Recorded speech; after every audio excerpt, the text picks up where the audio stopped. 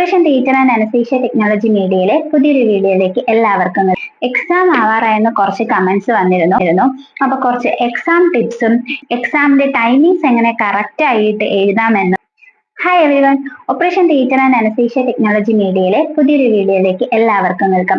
അപ്പോൾ ഇന്നത്തെ നമ്മുടെ ടോപ്പിക് എന്ന് പറയുന്നത്, നിങ്ങൾ തംബ്നെയിൽ കണ്ടതുപോലെ തന്നെ എക്സാം ആവാറായെന്ന് കുറച്ച് കമന്റ്സ് വന്നിരുന്നു.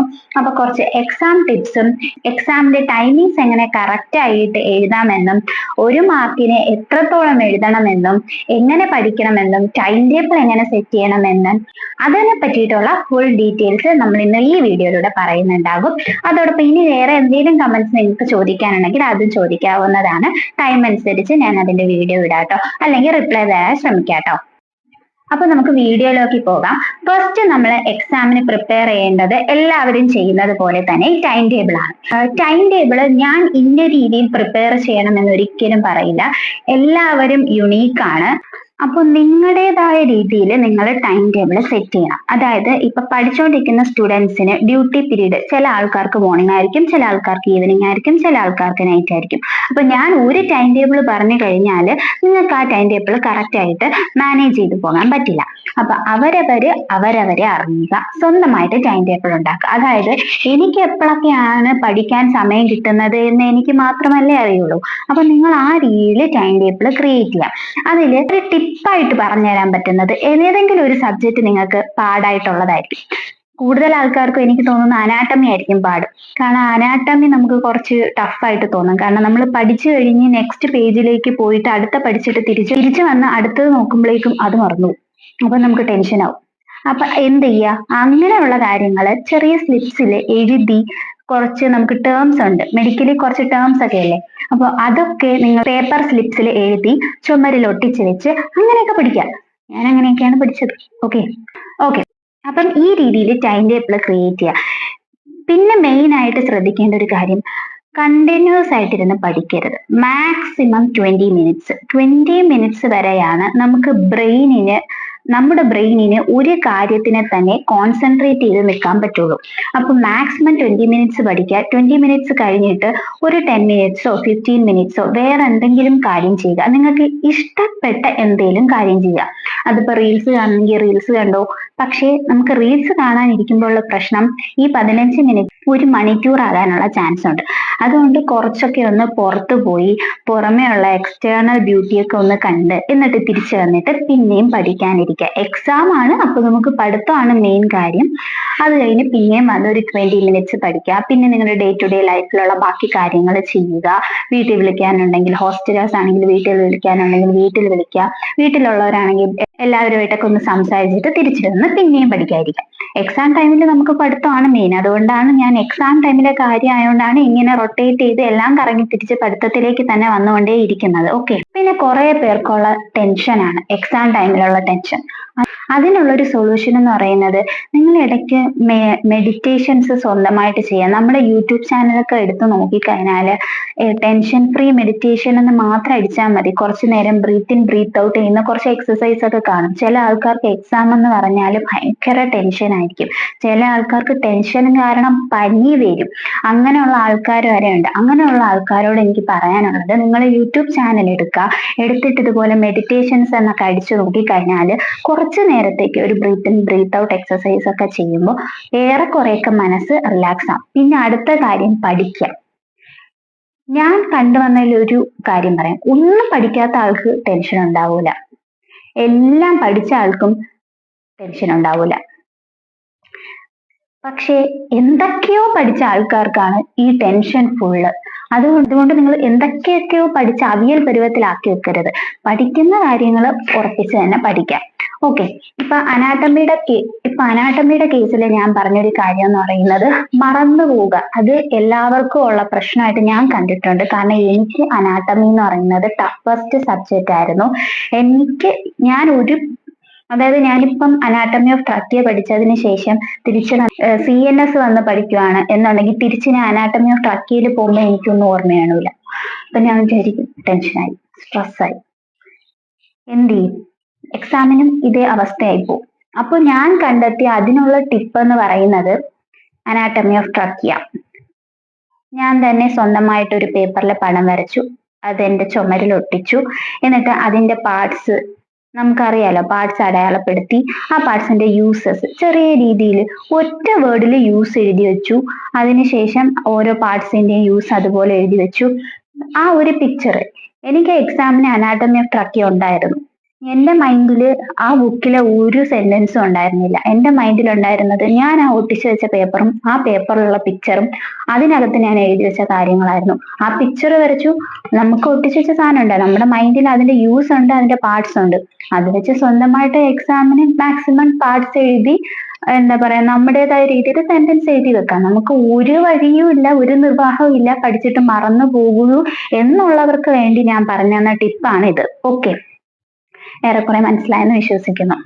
ഇനി അപ്പൊ നമ്മളിപ്പോ പറഞ്ഞത് അപ്പൊ ഇപ്പൊ നമ്മൾ പറഞ്ഞത് ടൈം ടേബിൾ ക്രിയേറ്റ് ചെയ്യുക, എങ്ങനെ ടഫ് ആയിട്ടുള്ള സബ്ജക്ട് പഠിക്കണം, ഇത് രണ്ടുമാണ് നമ്മളിപ്പോ പറഞ്ഞു കഴിഞ്ഞത്. അപ്പൊ നമ്മൾ ടൈം ടേബിളും ക്രിയേറ്റ് ചെയ്തു, സബ്ജക്ട്സ് ഒക്കെ നമ്മൾ പഠിച്ചു. ഇന്നലെ എക്സാം എഴുതാൻ പോവാണ്. അതിനു മുന്നേ നമ്മൾ എന്തൊക്കെ പ്രിപ്പയർ ചെയ്യണം? ഓൾറെഡി നിങ്ങൾക്ക് ഉള്ളതുപോലെ തന്നെ ഹോൾ ടിക്കറ്റ്, പെന്ന് മാക്സിമം ശ്രദ്ധിക്കേണ്ട ഒരു കാര്യം. പെൻ എന്ന് പറയുന്ന സാധനം നമ്മുടെ കയ്യില് 3 മണിക്കൂറാണ്. എന്റെ എക്സാം 3 മണിക്കൂറായിരുന്നു. ഇപ്പോഴത്തെ എക്സാമിന്റെ ടൈം എനിക്ക് അറിയില്ല, അതെങ്ങനെയാണെന്നുള്ളത് നിങ്ങൾ കമന്റ് സെക്ഷനിൽ പറഞ്ഞു കഴിഞ്ഞാൽ ഞാൻ കാൽക്കുലേറ്റ് ചെയ്തിട്ട് വേറൊരു വീഡിയോ ചെയ്യാം. കാര്യം എന്റെ ആ സമയത്ത് ഞാൻ ചെയ്ത കാര്യം അതായത് ഓക്കെ, അപ്പൊ നമുക്ക് 100 മാർക്കിനാണ് ക്വസ്റ്റ്യൻ എന്ന് വിചാരിക്കുക. അതായത് ഫുൾ ക്വസ്റ്റ്യൻസ് 100 മാർക്സിനാണ് വരുന്നതെന്ന് വിചാരിക്കാം. അപ്പോ ടോട്ടൽ എത്ര ക്വസ്റ്റ്യൻ കാണും? ഒരു 20 ക്വസ്റ്റ്യൻ ഉണ്ടാവും. എല്ലാത്തിനും 5 മാർക്ക് വീതം വെച്ചാണ് നമ്മൾ ആൻസർ എഴുതേണ്ടത്. ഫസ്റ്റ് നമ്മൾ ചെയ്യേണ്ട കാര്യം എന്ന് പറയുന്നത് ഈ 5 മാർക്കിനും എത്ര ടൈം നമുക്ക് എഴുതാൻ കിട്ടും എന്നത് കാൽക്കുലേറ്റ് ചെയ്യുക. അതായത് 3 മണിക്കൂർ ആണെങ്കിൽ എന്താണ് ഈ ഫുൾ 100 മാർക്ക് ക്വസ്റ്റ്യൻസിന് 3 hours എത്ര വരും? ഐ തിങ്ക് ഒരു ക്വസ്റ്റ്യന് ചിലപ്പോൾ 10 മിനിറ്റോ എന്തെങ്കിലും ആയിരിക്കും. അത് കാൽക്കുലേറ്റ് ചെയ്താലേ അറിയാവൂ. ഞാൻ ആ സമയത്ത് കാൽക്കുലേറ്റ് ചെയ്തതൊക്കെ ഞാൻ മറന്നുപോയി. ഓക്കെ, അപ്പൊ ഞാൻ അങ്ങനെ കാൽക്കുലേറ്റ് ചെയ്ത്, അതായത് 1 മിനിറ്റ്, ആ 3 hour എന്ന് പറയുന്നത് ക്രൂഷ്യൽ ടൈം ആണ്. ആ 3 hour നമുക്ക് വേണ്ടത് പാസ് അല്ല, നമ്മൾ ഡിസ്റ്റിങ്ഷന് വേണ്ടി പഠിക്കുന്ന ആൾക്കാരാണ്. ഓക്കെ, പാസ് ഒന്നുമല്ല. അപ്പം എന്താണ് 1 മിനിറ്റ് പോലും നമുക്ക് വേസ്റ്റ് ആക്കാനില്ല. ആ ടൈമിൽ നമ്മൾ എഴുതി തീർക്കണം. 5 മാർക്കിന് 5 മാർക്കും കിട്ടുന്ന രീതിയിൽ ആൻസേഴ്സ് എഴുതണമെങ്കിൽ നമ്മൾ ടൈം മാനേജ്മെന്റ്, അതായത് ഇപ്പൊ 100 മാർക്കിനുള്ളതാണ് നമ്മുടെ ഫുൾ ക്വസ്റ്റ്യൻസ് വരുന്നത്. ഒരു ക്വസ്റ്റ്യന് 5 മാർക്ക്. ഈ 5 മാർക്ക് കിട്ടാൻ ഇപ്പം എന്റെ കയ്യിൽ 10 മിനിറ്റ് കൊണ്ട് ഞാൻ ഈ 5 മാർക്കിനുള്ള ക്വസ്റ്റ്യൻസ് എഴുതണം. 10 മിനിറ്റും ഞാൻ എഴുതിക്കൊണ്ടിരുന്നു. 10 മിനിറ്റ് ഞാൻ എഴുതിയിട്ട് എനിക്ക് ഇനിയും കുറച്ചുകൂടെ പോയിന്റ്സ് ഒക്കെ അറിയാം. ഒരു 5-3 പോയിന്റ്സ് ഒക്കെ എനിക്ക് അറിയാം. അതും എനിക്ക് എഴുതാൻ നിൽക്കരുത്. നിങ്ങൾക്ക് ആ പോയിന്റ്സ് അറിയാമെങ്കിൽ നിങ്ങൾ അത് സ്വന്തമായിട്ട് വിചാരിച്ചാൽ മതി. ആ സമയം കൊണ്ട് അത് എഴുതാൻ നിൽക്കരുത്. അത് എഴുതാൻ നിന്നാൽ നമുക്ക് അടുത്ത ക്വസ്റ്റ്യൻ എഴുതാനുള്ള ടൈം പോയി. ആ 1 മിനിറ്റും 2 മിനിറ്റും നമുക്ക് അവിടെ നമുക്കത് പോയി. ഈ 5 മാർക്കുള്ള ക്വസ്റ്റ്യന് നിങ്ങൾ 10 മാർക്കിന് വേണ്ടിയുള്ള ആൻസർ എഴുതിയാലും നിങ്ങൾക്ക് കിട്ടുന്നത് 5 മാർക്കാണ്. ആ കാര്യം എപ്പോഴും ഓർമ്മ വേണം. ഇതാണ് ഞാൻ ആദ്യം പറഞ്ഞ ഇൻസിഡന്റ്. എന്റെ ഫ്രണ്ട്, അതായത് എന്റെ ബാച്ച്മേറ്റ് നന്നായിട്ട് പഠിച്ചു. എല്ലാ കാര്യങ്ങളും ഒരു ടോപ്പിക്കിനെ പറ്റിയിട്ട് എന്താ പറയാ 5 മാർക്കൊന്നും അല്ല, ഒരു 5 പേപ്പർ അങ്ങ് ഫുൾ എഴുതി. ഒരു ക്വസ്റ്റ്യൻ ആൻസർ എന്ന് പറയുന്നത് 5 പേപ്പർ എഴുതി തീർന്നപ്പം പകുതി ക്വസ്റ്റ്യൻ ബാക്കി, ഇനി എഴുതാനുള്ള പകുതി ക്വസ്റ്റ്യൻസ് ആ എക്സാമിന് ആ ആൾക്ക് എഴുതാൻ പറ്റിയില്ല. ബാക്കി ആ ക്വസ്റ്റ്യൻസിന്റെ ആൻസേഴ്സ് ഒക്കെ ആൾക്കറിയാം, പക്ഷെ ടൈം കിട്ടിയില്ല. അതാണ് പ്രശ്നം. അതാണ് ഞാൻ പറഞ്ഞ ഇൻസിഡന്റ്. ഫസ്റ്റ് അത് ഏത് എക്സാം ആയിരുന്നു? അനാട്ടമി എക്സാം ആയിരുന്നു കേട്ടോ. അനാട്ടമി അറിയാലോ, ഒരുപാട് നമുക്ക് എഴുതാൻ കാണും. അപ്പൊ ഫസ്റ്റ് ക്വസ്റ്റ്യൻ നന്നായിട്ട് ഫുൾ എഴുതി തീർന്നപ്പോഴേക്കും പകുതി 1.5 മണിക്കൂർ കഴിഞ്ഞു. ആദ്യത്തെ ഒരു ക്വസ്റ്റ്യൻ എഴുതി കഴിഞ്ഞപ്പോഴേക്കും ബാക്കി എത്രത്തോളം എഴുതാനുണ്ട് അതിനുള്ള ടൈം കിട്ടിയില്ല. അതുകൊണ്ട് ടൈം മാനേജ്മെന്റ് ഇമ്പോർട്ടന്റ് ആയിട്ടുള്ള കാര്യമാണ്. 5 മാർക്കിന് നിങ്ങൾ കാൽക്കുലേറ്റ് ചെയ്ത് തന്നെ വെക്കുക. ഞാൻ ചെയ്ത വേറൊരു ട്രിക്ക് പറഞ്ഞുതരാം. ഞാൻ ഈ ടൈം കാൽക്കുലേറ്റ് ഒക്കെ ചെയ്തിട്ട് സത്യം പറഞ്ഞാൽ നമ്മൾ ആ സമയത്ത് ഈ കോപ്പി അടിക്കുന്ന ആൾക്കാർ എന്തൊക്കെ എഴുതുന്നത്, നമ്മൾ പോയിരിക്കുന്ന ടേബിളിൽ നമുക്കറിയുന്ന പോയിന്റ്സ് എഴുതി വെക്കും. എനിക്ക് കിട്ടിയ ടേബിളിൽ കുറേ പോയിന്റ്സ് ഉണ്ടായിരുന്നു കേട്ടോ. മുന്നേ വർഷത്തിലുള്ളവരൊക്കെ എഴുതി വെച്ച ഓൾറെഡി ഒരുപാട് പോയിന്റ്സ് ഉണ്ടായിരുന്നു. പക്ഷെ ഞാൻ ആ ടേബിളിൽ ഒരു സാധനം എഴുതി വെച്ചിട്ടുണ്ടായിരുന്നു. അത് ടൈം ആയിരുന്നു. അതായത് എനിക്ക് ഇത്ര ഫസ്റ്റ് ഞാൻ വന്നിട്ട് ഇനി ആരും അറിയാതെ ഞാൻ എഴുതിയ കാര്യമാണെന്ന് പറയുന്നത് ടൈമാണ്. ഒരു ക്വസ്റ്റ്യൻ 8 മിനിറ്റ്, രണ്ടാമത്തെ ക്വസ്റ്റ്യൻ 8 മിനിറ്റ്, മൂന്നാമത്തെ ക്വസ്റ്റ്യൻ എനിക്ക് 8 മിനിറ്റേ ഉള്ളൂ. അതായത് 8 മിനിറ്റ് 8 മിനിറ്റ് അങ്ങനല്ല എഴുതിയത്. ഇപ്പം 8 മിനിറ്റ് എന്ന് പറയുമ്പം നമുക്ക് കറക്റ്റ് 5 മിനിറ്റ് 5 മിനിറ്റ് 5, 10, 15 അങ്ങനെ അല്ല വരുന്നത്, മനസ്സിലായോ? അതായത് ചിലപ്പോ 12:52 തീർക്കേണ്ട ആൻസേഴ്സ് ഉണ്ടായിരിക്കും. ഞാൻ പറയുന്നത് നിങ്ങൾക്ക് മനസ്സിലാവുന്നുണ്ട്. അതായത് 8 മിനിറ്റ് ആണ് എനിക്ക് ക്വസ്റ്റ്യൻസിന് ആൻസർ എഴുതാനുള്ള ടൈം എന്നുണ്ടെങ്കിൽ ഇനി കറക്റ്റ് 5, 10, 15 എന്ന രീതിയിൽ നിർത്താൻ പറ്റില്ല.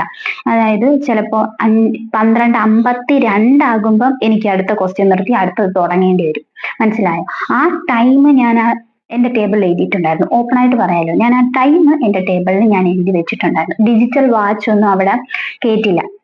നമ്മുടെ മറ്റേ സാധാരണ സൂചിയുള്ള വാച്ച് ഉണ്ടല്ലോ, അത് വെച്ച് നോക്കാനാണെങ്കിൽ നമുക്ക് ഈ കറക്റ്റ് മിനിറ്റ്സ് മനസ്സിലാവില്ല, മനസ്സിലായോ? അപ്പൊ അതൊരു പ്രശ്നമായിരുന്നു. മിനിറ്റ്സ് മനസ്സിലാവാത്തതുകൊണ്ട് എനിക്ക് അത് വെച്ച് ബുദ്ധിമുട്ടായതുകൊണ്ട് ഞാൻ ആ ടേബിളിൽ എനിക്ക് ആ ടേബിൾ തന്നെയായിരുന്നു എല്ലാ എക്സാംസിനും ഉണ്ടായിരുന്നത്. അതുകൊണ്ട് എല്ലാ 5 മാർക്കുമായിട്ടുള്ള ക്വസ്റ്റ്യനും ആയതുകൊണ്ട് ഫുൾ ആ ടൈം അഡ്ജസ്റ്റ് ചെയ്തിട്ടാണ് ഞാൻ എഴുതിയ. കോപ്പി അടിക്കാൻ വേണ്ടി ഞാൻ എഴുതിയ ടേബിളിൽ ആ ഒരു കാര്യം ടൈം ആയിരുന്നു, ടൈം മാനേജ്മെന്റിന് വേണ്ടിയിട്ടായിരുന്നു എഴുതിയത്. അതുകൊണ്ട് എനിക്ക് എല്ലാ ക്വസ്റ്റ്യനും കറക്റ്റ് ടൈമിൽ നിർത്താൻ പറ്റി, മനസ്സിലായോ? അതായത് ഇപ്പൊ ചില ക്വസ്റ്റ്യൻസ് എന്ന് പറയുമ്പോൾ എനിക്ക് 5 മാർക്കിന് ആൻസർ അറിയാം, ഞാൻ 5 മാർക്ക് എഴുതി, എനിക്ക് ഇനിയും 2-3 പോയിന്റ്സ് അറിയാം. അപ്പൊ എന്റെ മൈൻഡിൽ അതോട് പെട്ടെന്ന് എഴുതിയാലോ, ഞാൻ പിന്നെ വിചാരിച്ചു വേണ്ട. അത് എഴുതി കഴിഞ്ഞാൽ എനിക്ക് ലാസ്റ്റ് ക്വസ്റ്റ്യന് 3-4 പോയിന്റ്സ് ചിലപ്പോൾ വിട്ടു. ചിലപ്പോൾ ലാസ്റ്റ് ക്വസ്റ്റ്യൻ ഏതെങ്കിലും എനിക്ക് ചിലപ്പോൾ അറിഞ്ഞുകൂടാത്തതായിരിക്കും. അപ്പൊ നമുക്ക് കയ്യിൽ കിട്ടി എന്തെങ്കിലുമൊക്കെ എഴുതാൻ വേണ്ടിയിട്ടുള്ള ഒരു ടൈം, എല്ലാ ക്വസ്റ്റ്യനും നമുക്ക് അറിയണമെന്നില്ലല്ലോ. എന്തെങ്കിലും അറിഞ്ഞുകൂടാത്ത ഒരു ക്വസ്റ്റ്യൻ ആണെങ്കിൽ അത് അപ്പൊ വിടുക, അറിഞ്ഞുകൂടെങ്കിൽ അപ്പൊ വിടുക, അത് ലാസ്റ്റത്തേക്ക് മാറ്റി വെക്കുക. എന്നിട്ട് പിന്നെ ചിന്തിച്ച് എഴുതുക, ചിന്തിച്ച് നമുക്ക് കയ്യിൽ കിട്ടണ എന്തെങ്കിലുമൊക്കെ പോയിന്റ്സ് എഴുതി വെക്കാം.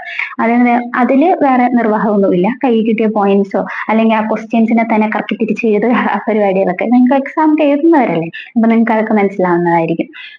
ഓക്കെ, അപ്പൊ അതാണ് നമ്മുടെ എക്സാമിന് ടൈം മാനേജ്മെന്റ് എന്ന് പറയുന്നത്. അത് ഇപ്പോഴത്തെ എക്സാമിന് ടൈമും കാര്യങ്ങളൊന്നും എനിക്കറിയില്ല. അത് കമന്റിൽ ഇടുവാണെങ്കിൽ ഞാൻ അത് കാൽക്കുലേറ്റ് ചെയ്തിട്ട് എങ്ങനെയാണെന്നുള്ളത് നിങ്ങൾക്ക് പറഞ്ഞുതരാം. അപ്പോൾ അങ്ങനെയാണ് ടൈം മാനേജ് ചെയ്യേണ്ടത്. പിന്നെ നമ്മൾ ആദ്യം പറഞ്ഞു തന്ന പോയിന്റ് പെന്നായിരുന്നു. പെന്ന് കറക്റ്റ് നിങ്ങളുടെ കൈക്ക് ഇണങ്ങുന്ന രീതിയിലുള്ള പെന്നായിരിക്കണം. ആദ്യമായിട്ട് പുതിയ പേനയൊക്കെ വാങ്ങിച്ചുകൊണ്ട് പോകരുത്. യൂസ് ചെയ്ത പേന, അതായത് നിങ്ങൾ കുറേ നാൾ യൂസ് ചെയ്ത പേന വേണം ഉപയോഗിക്കാൻ.